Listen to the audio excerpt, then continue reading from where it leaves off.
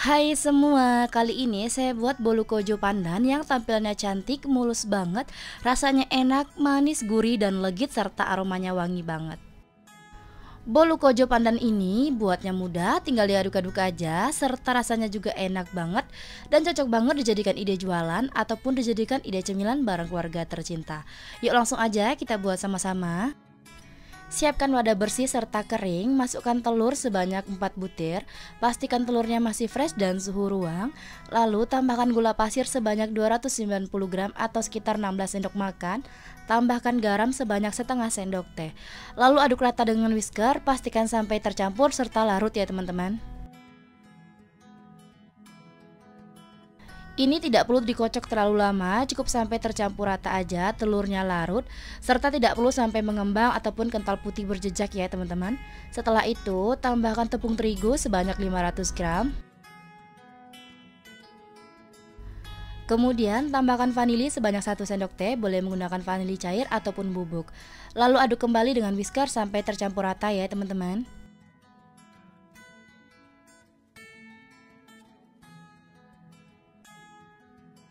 Kemudian saya menambahkan santan sebanyak 1500 ml.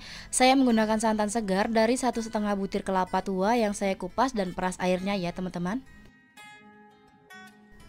Aduk semua bahan sampai tercampur rata, bahan-bahannya larut, tidak ada yang menggumpal ataupun bergerindil ya teman-teman. Jika teman-teman di rumah pengen dijadikan ide jualan, boleh santannya kita masak terlebih dahulu supaya kuenya awet dan tidak cepat basi. Dan menggunakan santannya dalam keadaan dingin suhu ruang ya teman-teman. Dan teman-teman boleh juga menggunakan santan instan yang ditambah dengan air, takarannya cukup sampai 1500 ml ya teman-teman. Jangan lebih ataupun kurang.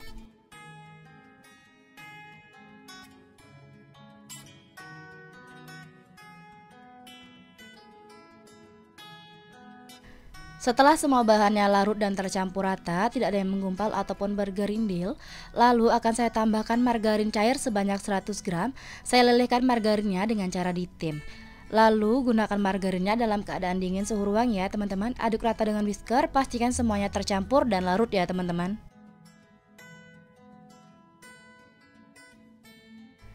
Jika margarinnya udah larut, saya akan masukkan jus pandan sebanyak 50 ml. Jus pandan ini saya buat dari 10 lembar daun pandan yang saya tambah dengan 50 ml air dan kita aduk rata sampai tercampur.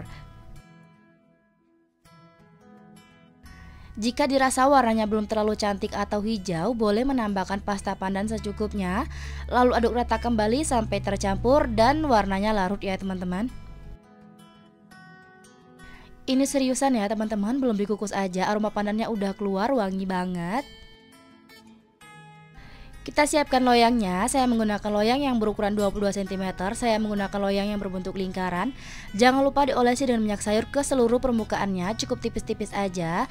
Adonan tadi akan saya saring terlebih dahulu supaya tidak ada bahan yang menggumpal ataupun bergerindil, serta tekstur adonannya benar-benar halus dan licin ya teman-teman. Setelah dimasukkan ke dalam loyangnya, ternyata adonannya masih bersisa banyak dan akan saya masukkan ke loyang berikutnya. Dan setelah itu langsung aja kita kukus ya teman-teman. Pastikan jika air kukusan sudah mendidih dan terlihat uap airnya sudah banyak, lalu buka tutup kukusannya, langsung aja kita kukus kuenya gunakan api sedang cenderung kecil dan akan saya kukus selama kurang lebih 1 jam sampai matang. Jika menggunakan tutup kukusan yang biasa yang datar, jangan lupa alasi tutupnya dengan kain bersih supaya uap panasnya tidak menetes dalam adonan ya teman-teman. Setelah 1 jam kuenya udah matang, lalu kita buka tutup kukusannya dan langsung aja kita keluarkan kue dari kukusan ya teman-teman. Dan saya akan lanjut mengukus sisa adonan yang masih tersisa tadi sampai adonannya habis. Kue ini kita diamkan terlebih dahulu di suhu ruang sampai benar-benar dingin, baru kita keluarkan dari cetakan ya teman-teman. Setelah saya diamkan kurang lebih selama 3 jam, kuenya sudah dingin. Langsung aja kita keluarkan kue dari cetakannya dan kita mengeluarkannya hati-hati ya teman-teman. Dan kita lihat sama-sama bagaimana hasilnya. Ini kita angkat loyangnya secara perlahan aja ya teman-teman, supaya kuenya tidak lengket pada cetakan. Kita lihat bagaimana hasilnya, Masya Allah mulus dan cantik banget. Bisa kelihatan detailnya rapi dan tidak lengket pada cetakan sama sekali. Potong-potong kuenya dan siap disajikan bareng keluarga tercinta. Seriusan kue basah yang satu ini beneran favorit banget karena rasanya beneran enak, manis, legit, dan gurih serta aromanya wangi banget ya teman-teman.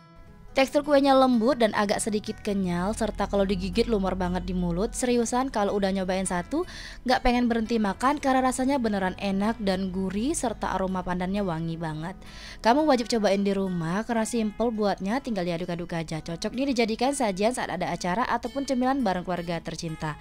Terima kasih sudah menonton video saya, semoga videonya bermanfaat. Selamat mencoba, sampai jumpa di video selanjutnya.